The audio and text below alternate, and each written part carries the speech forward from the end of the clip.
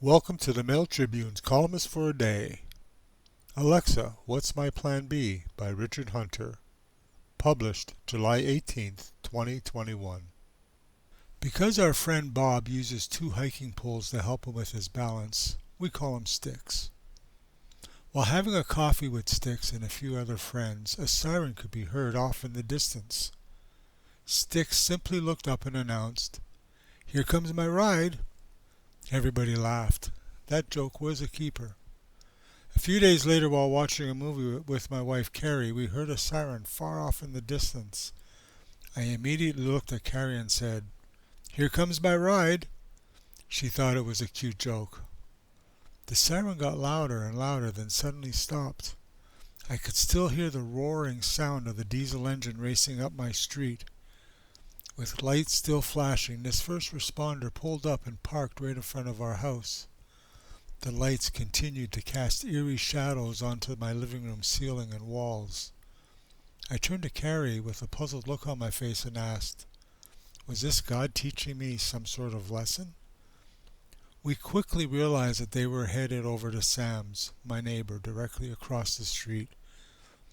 Sitting in two recliners in front of our living room's windows, it was like watching a 3D movie on the big screen. Within minutes, an ambulance could be heard screaming up our street. We prayed that Sam was all right, but we feared the worst.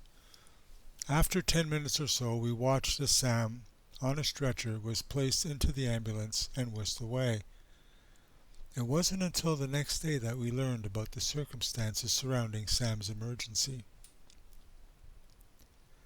Sam had fallen in his bathroom, and it was 2 days before his son found him.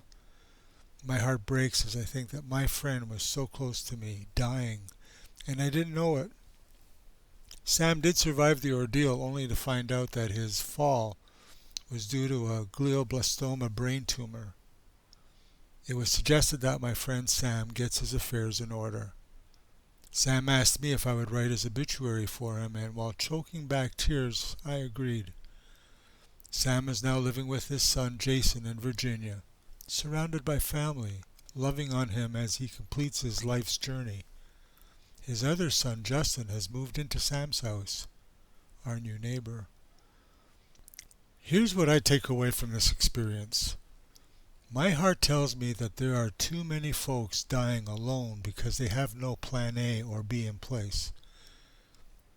Did you know that an Alexa on the East Coast can be set up to have a voice-activated two-way conversation with an Alexa on the West Coast?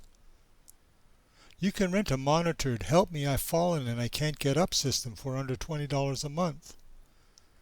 Did you know that a simple phone call to an elderly loved one, twice a day, could prevent someone you care about from dying on the floor, alone, afraid?